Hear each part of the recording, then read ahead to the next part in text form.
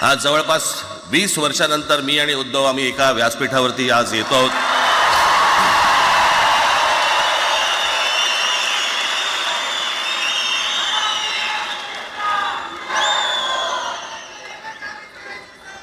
जे माननीय बाळासाहेबांना जमलं नाही, जे अनेकांना जमलं नाही, आम्हाला दोघांना एकत्र आणायचं, ते देवेंद्र फडणवीसला जमलं.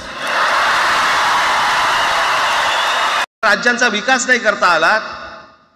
जे हिंदी बोलत नाहीत त्या राज्यांमध्ये, हिंदी बोलत असलेल्या राज्यांमधनं नोकरी धंद्यासाठी लोक इकडे येत आहेत आणि हे म्हणतात हिंदी शिका. कोणासाठी शिकायचं?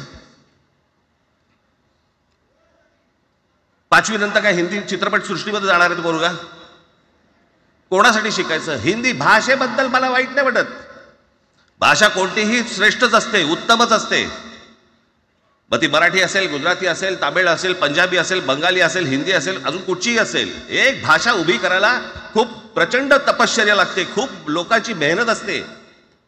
एक लिपी उभी करायला खूप प्रचंड ताकद लागते.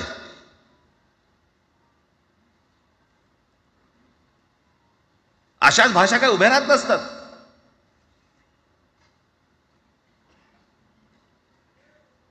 आणि या भाषेचं नवीन कुठून आणलं? त्याशी ते अमित शहा म्हणाले, ज्याला इंग्रजी येतं त्याला पुढे म्हणे लाज वाटेल, म्हणे मला इंग्रजी येतं. अरे तुम्हाला नाही येत,